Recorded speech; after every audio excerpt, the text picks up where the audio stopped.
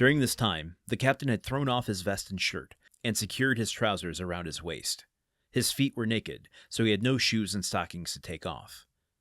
After these preparations, he placed his finger on his lips, and lowering himself noiselessly into the sea, swam towards the shore with such a precaution that it was impossible to hear the slightest sound. He could only be traced by the phosphorescent line in his wake. This track soon disappeared. It was evident that he touched the shore. Everyone on board remained motionless for half an hour.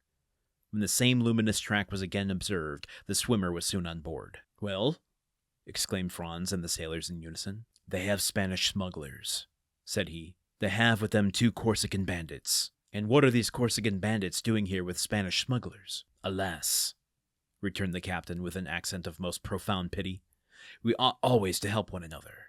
Very often the bandits are hard-pressed by the gendarmes or the carbineers. Well, they see a vessel and good fellows like us on board. They come and demand hospitality of us. You can't refuse help to a poor hunted devil. We receive them, and for greater security we stand out to sea. This costs us nothing, and saves the lives, or at least the liberty, of a fellow creature, who, on the first occasion, returns the service by pointing out some safe spot where we can land our goods without interruption," said Franz. "Then you are a smuggler occasionally, Gaetano?" "Your Excellency, we must live somehow," returned the other, smiling impenetrably. "Then you know the men who are now on Monte Cristo?"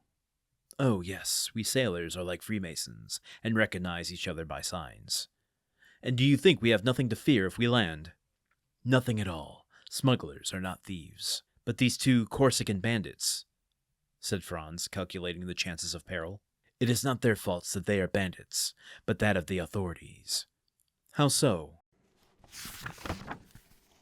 Okay, we're getting a little bit more of Gaetano here, and I'm starting to think that he doesn't know what's going on Monte Cristo, kind of undoing all of the speculation I did early in this chapter, which always makes me wonder, well, what value did I add by raising questions? I don't know. A couple of interesting things here I want to just pull out. Some are going to be more interesting than others. Let's find out which. First, let's talk about Gaetano, particularly regarding his life as a smuggler. I like how Franz calls him out at one point, saying, then you're a smuggler occasionally. Hey, Gaetano, hey there, nudge, nudge, wink, wink. And Gaetano's just like, yeah, well, we got to live somehow. But Gaetano states here, we sailors are like Freemasons and recognize each other by signs. I'm not sure if you listeners are familiar with Freemasons. I am only in passing. Freemasons have touched a number of things that I've read and been interested in. I've mentioned the Curse of Oak Island TV show and history before. There's a lot of talk of Freemasonry on that. But just the idea of a secret society in which they communicate with each other, have influence unseen, have a certain honor system, and work within symbols. I think that's putting Gaetano putting his character into a kind of a category, and one that I think Dumas tends to like, where he is aligning that sort of life, the smuggler life, with an odd kind of honorability. Now, I want to be very specific in saying it's different. Honorability different from nobility, where nobility you are born into, where honorability you earn or live by. And what I find most interesting in that is, without repeating the entire passage here, he's talking about the difference between smugglers and thieves and bandits, and saying that we ought always to help one another, and talking about that both smugglers and bandits, they're often oppressed by the authorities, and that helping each other out, if you do me a favor now, I'm going to do you a favor later. He also differentiates himself by suggesting that smugglers are not thieves. When Franz is asking whether or not there's danger to land amongst the fires of these smugglers on Monte Cristo, Gaetano is quick to differentiate himself, saying, smugglers are just getting by. We have a whole order of operation, but we're not taking from vulnerable people. I mean, he doesn't say that exactly, but I think that's kind of what Dumas' viewpoint on this sort of character is. Like, they're getting by outside of the lines of the authority, a sort of different economic ecosystem that is operating. And I think Dumas probably has sympathy for that because, as we've talked about in the past, his father was imprisoned. He lived through Napoleonic and post-Napoleonic War, different regimes, the Restoration.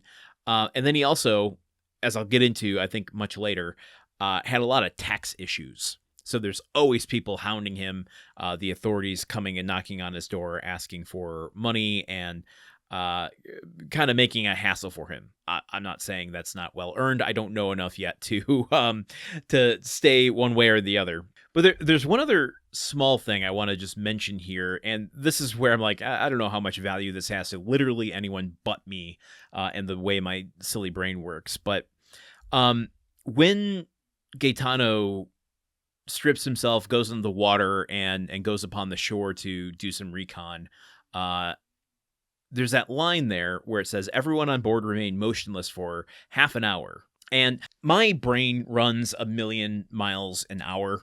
I've tried to sit still for a little bit, and it's just not in my nature.